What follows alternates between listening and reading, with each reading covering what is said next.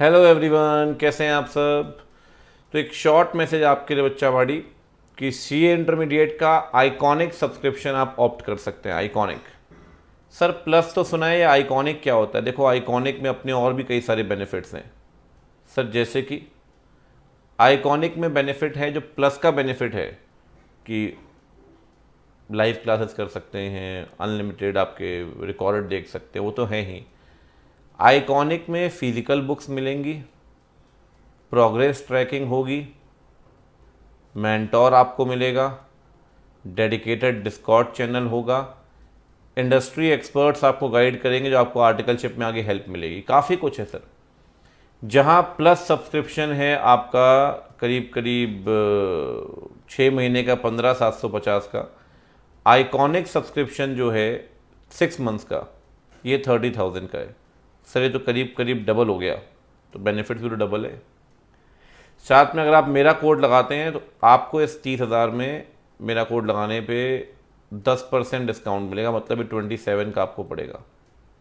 अगर आप 12 month subscription लेते हैं आइकॉनिक का, तो यहाँ पे भी आपको 10% ऑफ मिल जाएगा।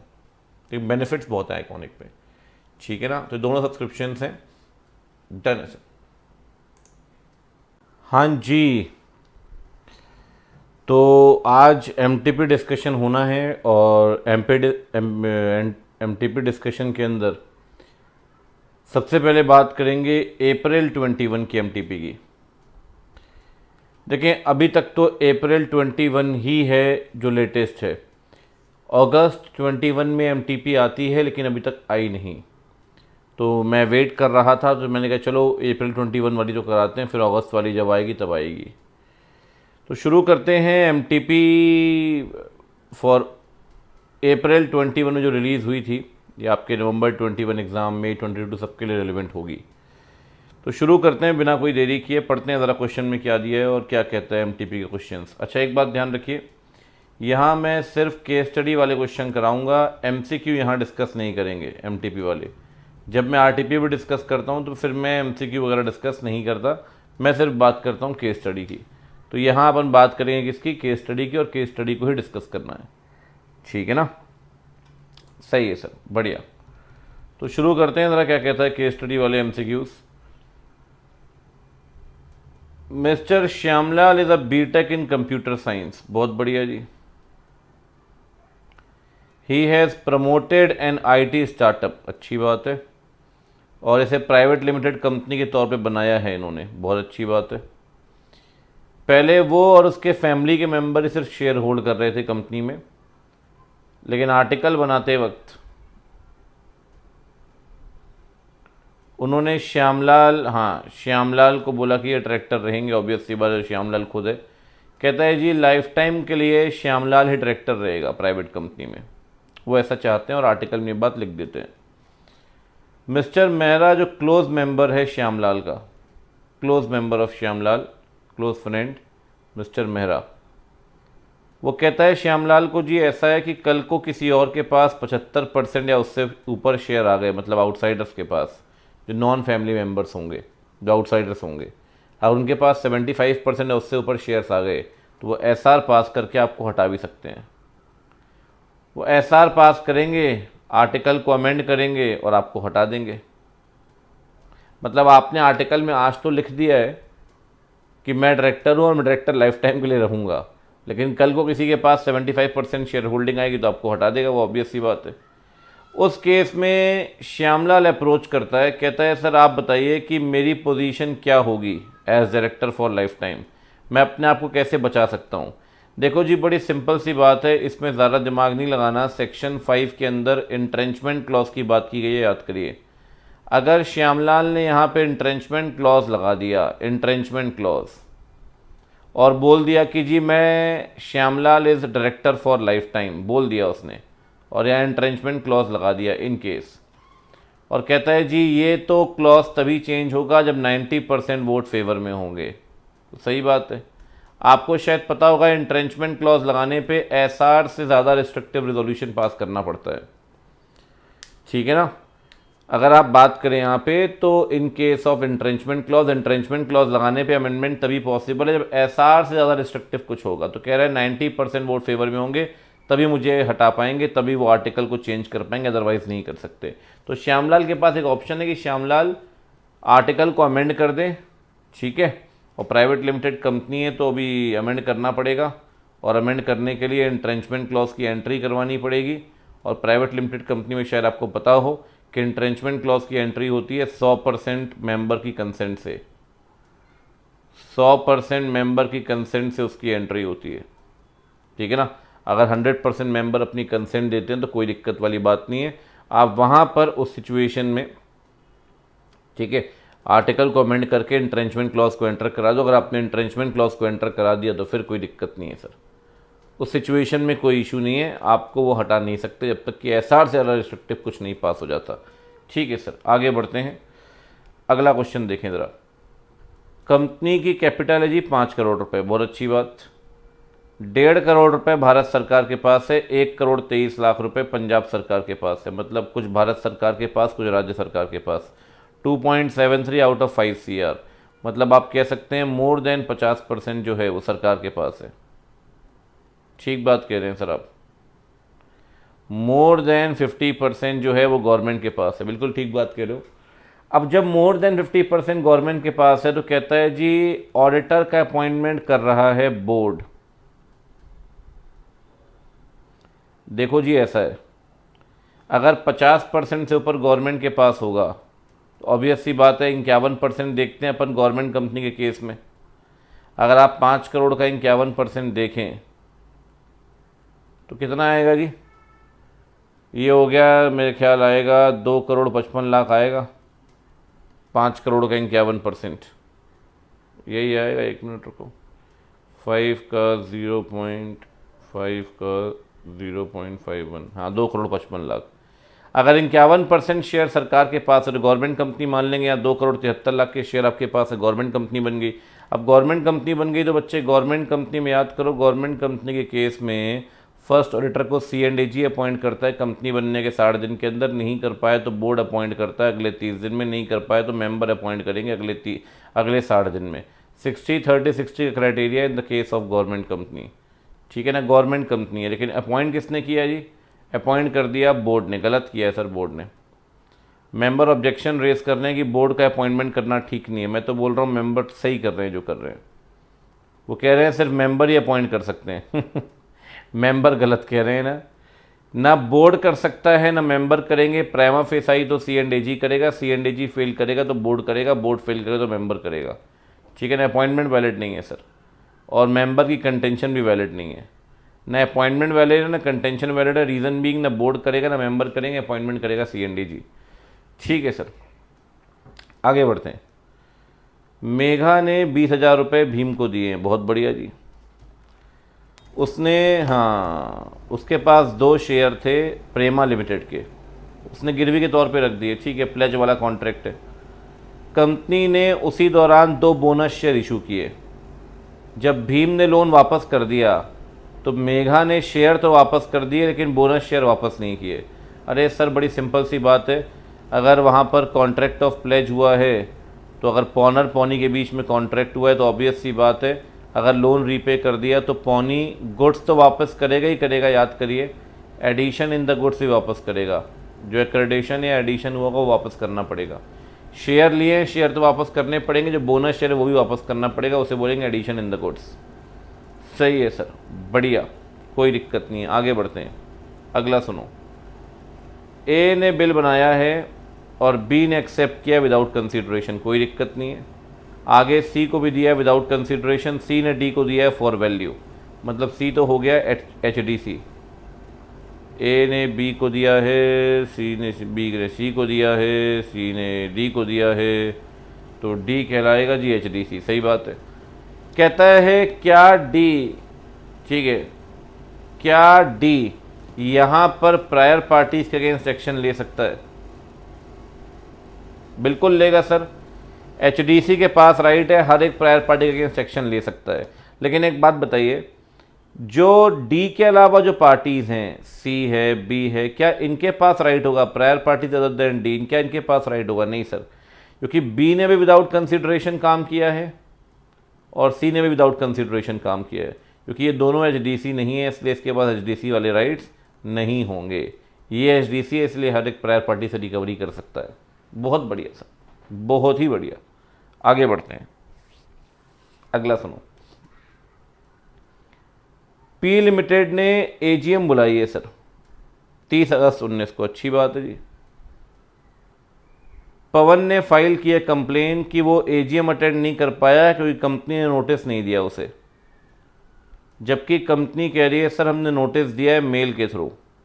पवन को प्रूफ भी दिया है कंपनी ने। क्या दिक्कत है सर? आप पोस्ट करो या मेल करो, क्या दिक्कत है? अगर कंपनी कह रही है ईमेल कर दिया और प्रूफ भी दे रही है तो कोई दिक्कत नहीं होनी चाहिए। कंपनी का कहना ठीक है, शेयर होल्डर ऑब्जेक्शन रेज नहीं कर सकता क्योंकि इलेक्ट्रॉनिक मोड चलेगा सर, चलेगा। इसमें कहता है आप बताओ कंपनी ने क्या गड़बड़ी की है, कि कंपनी का एक्ट एरनियस है क्या? नहीं सर, नहीं है। कंपनी ने नोटिस ठीक भेजा है, मेंबर का ऑब्जेक्शन वैलिड नहीं है। ठीक है सर। माया लिमिटेड पब्लिक कंपनी है, बहुत बढ़िया सर। महाराष्ट्र बैंक जो है ये शेयर होल्डर है, इसके बाद 18% शेयर्स हैं, क्या फ़र्क पड़ता है? पब्लिक कंपनी है तो नॉन गवर्नमेंट ही कहलाएगी। 18% शेयर होल्डिंग वही पब्लिक सेक्टर बैंक है, उससे क्या फ़र्क पड़ जाएगा? Non government company first auditor कैसे अपॉइंट होगा? बोर्ड अपॉइंट करेगा जी 30 दिन के अंदर। बोर्ड नहीं करेगा तो ईजीएम में अपॉइंट करिए 90 दिन के अंदर। सही बात। सब्सीक्वेंट ऑडिटर अपॉइंट होगा फर्स्ट एजीएम में और अपॉइंटेड रहेगा 6th एजीएम तक। ठीक है ना, डन है, कोई दिक्कत नहीं है। आगे बढ़ते हैं। रमेश ने सुरेश से बोला, जो एक ट्रांसपोर्टर है, कि यार एप्पल का ना कंसाइनमेंट भेजना है मुंबई। ठीक है, और बोला कि मुंबई पहुंचा के आना। रमेश ने सुरेश को बोला। आधा डिस्टेंस कवर करने के बाद सुरेश को लगा कि एप्पल ख़राब हो जाएंगे मुंबई पहुंचने से पहले ही, इसलिए उसने आधे एप्पल बेच दिए मार्केट प्राइस से आधे दाम में, और रमेश ने केस फाइल कर दिया सुरेश के ऊपर। कह रहा सक्सीड कर सकता है क्या? देखो जी, ऐसा है, यहाँ लगेगा अथॉरिटी इन इमरजेंसी, एजेंसी वाले केस में। अगर ऐसा लगता है इमरजेंसी सिचुएशन है, प्रिंसिपल को लॉस हो रहा है, तो एजेंट प्रिंसिपल को लॉस से बचाने के लिए जो भी एक्ट करेगा वो एक्ट वैलिड होगा। प्रिंसिपल डिनाई नहीं कर सकता। अगर उसने गुड्स बेच दिए तो ठीक बेचे हैं सर, उसमें कहीं कोई दिक्कत वाली बात नहीं है। बाइंडिंग होगा वो एक्ट प्रिंसिपल के लिए, और प्रिंसिपल बाउंड है कहीं ना कहीं उसके एक्ट के द्वारा, और प्रिंसिपल उस सिचुएशन में वहाँ पर उसको कंपनसेट तो करेगा। ठीक है ना, कोई दिक्कत नहीं है। चलिए जी आगे बढ़ते हैं। कहता है बहुत छोटे छोटे क्वेश्चन हैं यार। निगोशिएबल इंस्ट्रूमेंट एक्ट के अंदर कौन सी पार्टीज़ हैं जो क्रॉसिंग कर सकती हैं? जी, ड्रॉअर कर सकता है क्रॉसिंग, एक तो होल्डर कर सकता है क्रॉसिंग, और बैंकर भी कर सकता है स्पेशल क्रॉसिंग वगैरह। आपको पता होगा स्पेशल क्रॉसिंग, जिसमें कलेक्टिंग बैंक का नाम लिखते हैं। ठीक है सर, डन। अगला क्वेश्चन क्या कहता है, देखो जी।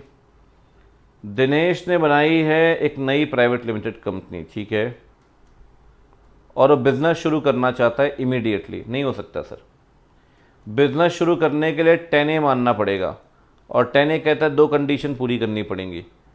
एक तो डायरेक्टर डिक्लेरेशन देगा कंपनी बनने के 180 दिन के अंदर। डायरेक्टर डिक्लेरेशन देगा कंपनी बनने के 180 दिन के अंदर कि सब्सक्राइबर ने सारे पैसे दे दिए हैं। ये ज़रूरी है सर, तभी बिज़नेस शुरू होगा, याद करो। और दूसरा है कि आपने रजिस्टर्ड ऑफिस की फाइलिंग की होगी सेक्शन 12 के अंदर, वेरिफिकेशन फाइल किया होगा आपने INC 22 में। एक तो डायरेक्टर डिक्लेरेशन देगा कि भाई सब्सक्राइबर ने सारे पैसे दे दिए हैं, और रजिस्टर्ड ऑफिस की आपने फाइलिंग की होगी, तभी आप बिज़नेस शुरू कर सकते हैं, अदरवाइज़ नहीं कर सकते। ठीक है सर, कोई दिक्कत नहीं है। अगला क्वेश्चन है, अल्फ़ा लिमिटेड को लॉस हो रहा है सर। ओके, इसका जो रेट है वो है 7, 11 और 12% का। ठीक है, एवरेज रेट आ जाएगा आपका 7, 11, 12 30 डिवाइड बाय 3, 10%। कंपनी बांटना चाहती है 12% डिविडेंड, नहीं बांट सकती सर, ये वैलिड नहीं है, बोर्ड का एक्ट वैलिड नहीं है। आपको पता है लॉस के केस में पिछले 3 साल का जो एवरेज रेट होगा वही मैक्सिमम रेट होगा। पिछले 3 साल का एवरेज रेट है 10%, 10% ही दे सकते हैं, आप नहीं दे सकते 12%। ठीक है सर। कहता है जी प्रोमिसरी नोट दिया जिसमें टाइम नहीं लिखा है। जब टाइम नहीं लिखा है तो ऑब्वियस सी बात है डिमांड मानेंगे, जब टाइम लिखा ही नहीं तो इंस्ट्रूमेंट डिमांड इंस्ट्रूमेंट है। होल्डर ने उसमें और डिमांड दोबारा लिख दिया, क्या फ़र्क पड़ेगा सर? जब टाइम नहीं लिखा तो वो वैसे ही डिमांड है, और डिमांड इंस्ट्रूमेंट में दोबारा डिमांड लिख के मटेरियल ऑल्ट्रेशन थोड़ी मान लेंगे, वो तो पहले डिमांड था। टाइम तो तब मानते हैं ना, याद करो, जब टाइम लिखा होगा specified day after specified period, presentment के specified period, happening of event का स्पेसिफाइड पीरियड। भाई जब मैं आपसे बोलूँ कि पेमेंट होगी 25 जुलाई को, या मैं आपसे बोलूँ पेमेंट होगी 3 महीने के बाद, या मैं आपसे बोलूँ जिस दिन प्रेजेंट करोगे उसके 15 दिन के बाद करूँगा पेमेंट, या जिस दिन गुड्स की डिलीवरी दोगे उसके 20 दिन के बाद करूँगा पेमेंट, ये 4 कंडीशन होती हैं। अगर इन चारों में से कोई भी कंडीशन नहीं, कहीं भी कोई टाइम नहीं है, तो सर इंस्ट्रूमेंट डिमांड इंस्ट्रूमेंट है। और डिमांड है तो उस केस में यार आप डिमांड लिख के कुछ अलग थोड़ी कर दोगे, वो तो पहले भी डिमांड था, आज भी डिमांड है। ठीक है जी, आगे बढ़ते हैं। अगला देखें, अमित ने 1000 रुपये का चेक बनाया और बीना को दे दिया गिफ्ट के तौर पे। आप बताइए बीना को एचडीसी मानेंगे क्या? ना। फॉर कंसिडरेशन काम करना ज़रूरी है एचडीसी का, यहाँ कोई कंसिडरेशन नहीं है, इसीलिए इसे हम एचडीसी नहीं मानेंगे।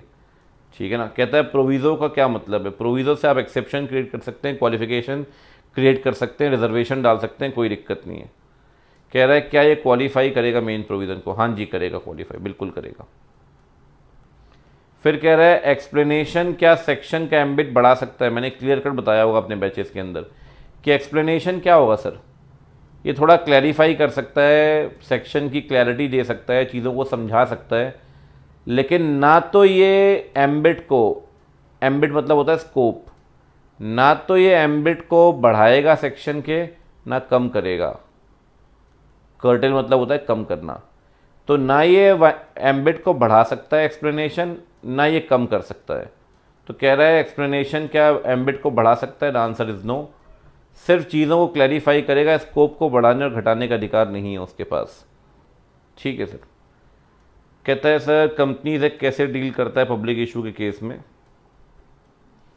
जो मिनिमम अमाउंट दिया गया है, बिल्कुल सर, जो मिनिमम अमाउंट दिया गया प्रोस्पेक्टस में, याद करिए उसे मानते हैं मिनिमम सब्सक्रिप्शन। प्रोस्पेक्टस इशू होने के 30 दिन के अंदर ही आ जाना चाहिए, रिसीव हो जाना चाहिए। अगर नहीं हुआ तो इशू क्लोज होने के 15 दिन के अंदर रिफ़ंड कर दो। अगर रिफ़ंड नहीं कर पाए तो इंटरेस्ट के साथ रिफ़ंड करना पड़ेगा। ठीक है ना। एप्लीकेशन मनी की बात जहाँ तक है, 2-3 बातें ध्यान रखिए। एप्लीकेशन मनी में पहली बात ध्यान रखिए, एप्लीकेशन मनी का अमाउंट जो है वो 5% होगा कम से कम नॉमिनल वैल्यू का। दूसरी बात, एप्लीकेशन मनी को जमा करेंगे सेपरेट बैंक अकाउंट में इन अ शेड्यूल्ड बैंक। और तीसरी बात, एप्लीकेशन मनी या तो रिफ़ंड होगी अगर एक्सचेंज की अप्रूवल नहीं है या मिनिमम सब्सक्रिप्शन नहीं आया, या फिर अगर हो गया तो एडजस्ट होगी। ठीक है ना। 2-3 पॉइंट यहाँ लिखोगे, 2-3 पॉइंट यहाँ लिखोगे, बात ख़त्म है। ठीक है सर, कोई दिक्कत नहीं है। गवर्नमेंट कंपनी कहता है डिपॉजिट एक्सेप्ट कर सकती है 25% से ऊपर नहीं, गलत कह रहा है सर। 35% का रेट है गवर्नमेंट कंपनी के केस में। कह रहा है स्टेटमेंट करेक्ट है, इनकरेक्ट, फॉल्स है सर, 35% का रेट है। कहता है बोर्ड ऑफ डायरेक्टर जो है स्वाति लिमिटेड का, इन्होंने ईजीएम बुलाई है मेंबर के कहने पर। अच्छा, और मीटिंग जो है एडजर्न हो गई क्योंकि कोरम नहीं आई थी, कोरम नहीं आई थी इसीलिए मीटिंग एडजर्न हो गई, ऐसा है सर। अगर ईजीएम मेंबर ने बुलाई है और अगर कोरम नहीं आई, याद करो मैं हमेशा कहता हूँ, अगर मेंबर मीटिंग बुलाते हैं और मेंबर खुद ही नहीं आते तो मीटिंग एडजर्न नहीं होगी, मीटिंग कैंसिल हो जाएगी। मीटिंग एडजर्न नहीं होगी, मीटिंग क्या हो जाएगी? कैंसिल हो जाएगी। ठीक है ना। ठीक है सर। अगला है जी, आर है, एडवोकेट है, इसने क्लाइंट के साथ फ्रॉड किया है एडवोकेट ने।